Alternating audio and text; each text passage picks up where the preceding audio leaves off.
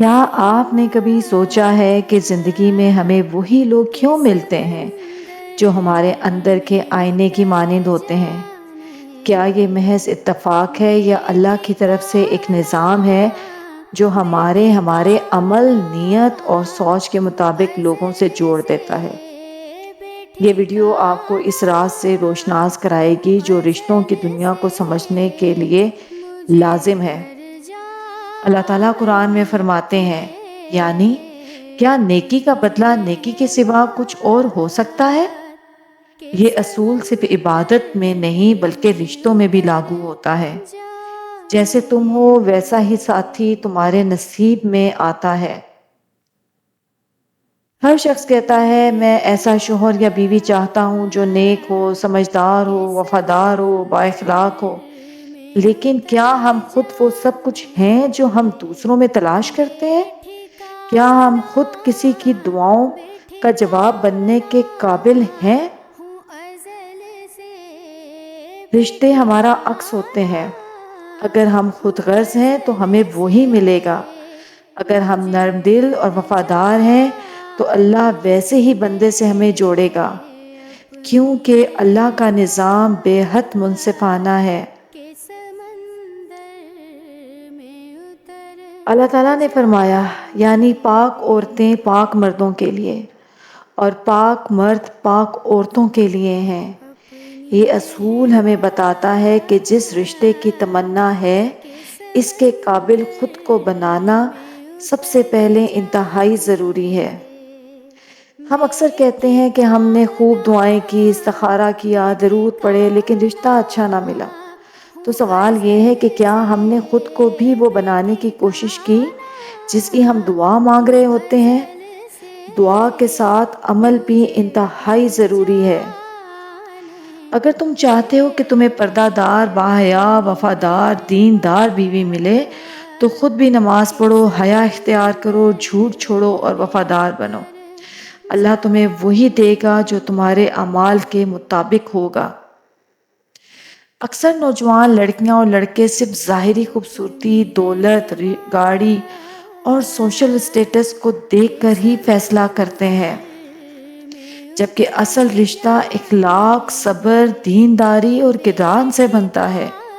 یہی چیزیں ایک رشتے کو زندگی بھر کے لیے خوشگوار بنا سکتی ہیں۔ اگر تم رب سے محبت کرتے ہو، اس کی رضا کے مطابق زندگی گزارنا چاہتے ہو، تو اللہ تمہیں ایسا شریک حیات عطا کرے گا جو تمہیں رب سے مزید قریب کر دے گا، ورنہ تمہارا رشتہ دنیا کے بوجھ میں بدل جائے گا۔ نبی کریم صلی اللہ علیہ وآلہ وسلم نے فرمایا، عورت سے 4 چیزوں کی وجہ سے نکاح کیا جاتا ہے، اس کے مال، حسب، جمال اور دین کی وجہ سے۔ تم دین والی کو ترجیح دو تو تمہیں برکت ملے گی۔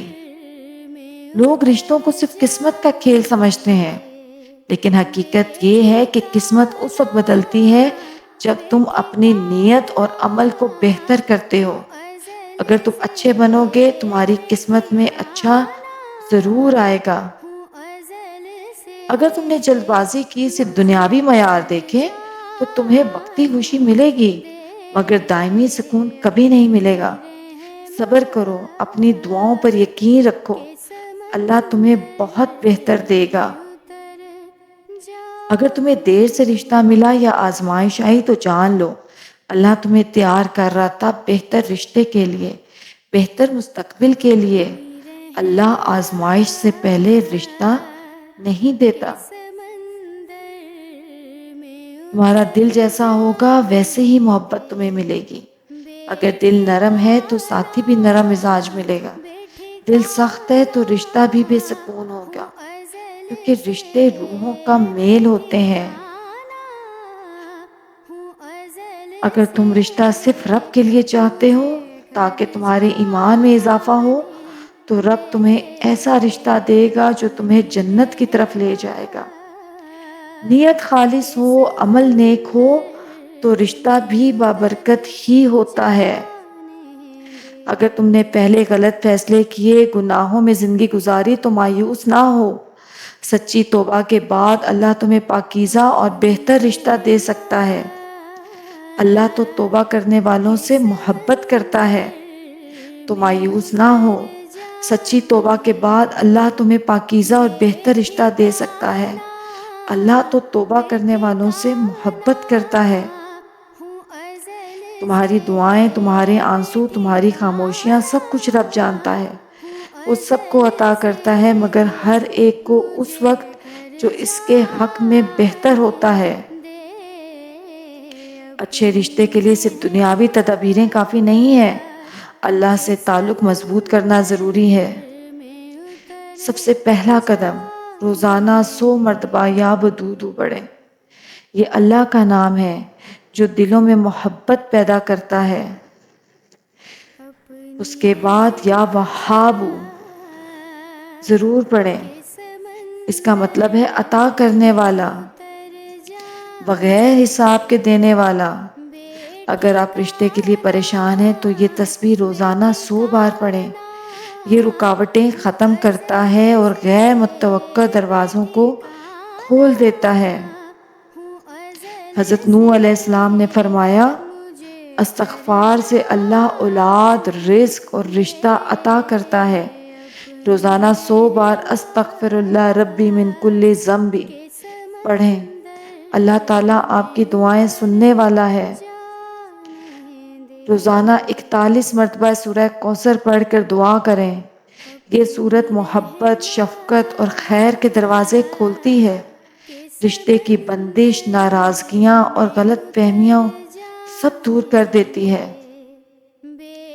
2 رکعت نماز حاجت پڑھ کر اللہ سے عاجزی سے دعا کریں، اے اللہ مجھے ایسا رشتہ عطا فرما جو میرے دین اور دنیا کے لیے بہتر ہو۔ اس کے بعد یا رزاق یا فتاح یا لطیف 33 مرتبہ پڑھیں۔ جمعہ کے دن عصر کے بعد کا وقت قبولیت کا وقت ہے۔ اس وقت میں خاموشی سے تنہائی میں دعا کریں۔ دعا سے پہلے درود ابراہیمی 11 بار، دعا کے بعد بھی 11 بار پڑھیں۔ اپنی زبان سے ہمیشہ مثبت باتیں نکالیں کہ اللہ میرا رشتہ جلد بن جائے، اللہ میرے لیے بہترین کا انتخاب کر۔ ایسے الفاظ ہمارے اندر سے دعا کی قبولیت کی طاقت کو بڑھاتے ہیں۔ جیسے سوچو گے ویسا مانگو گے، ویسا ہی ملے گا۔ اگر آج آپ نے اس ویڈیو کو دل سے سنا ہے تو اپنے اندر جھانکو، اپنے عمل کو بدلو اور یقین رکھو جیسا تم بنو گے ویسا ہی رشتہ تمہیں ملے گا۔ اگر یہ بات آپ کے دل کو لگی ہو تو ویڈیو کو لائک کریں اور ہمارے چینل وائس آف دین 80 کو سبسکرائب کریں اور ان لوگوں تک پہنچائیں جنہیں یہ جاننے کی ضرورت ہے۔ جزاک اللہ خیر۔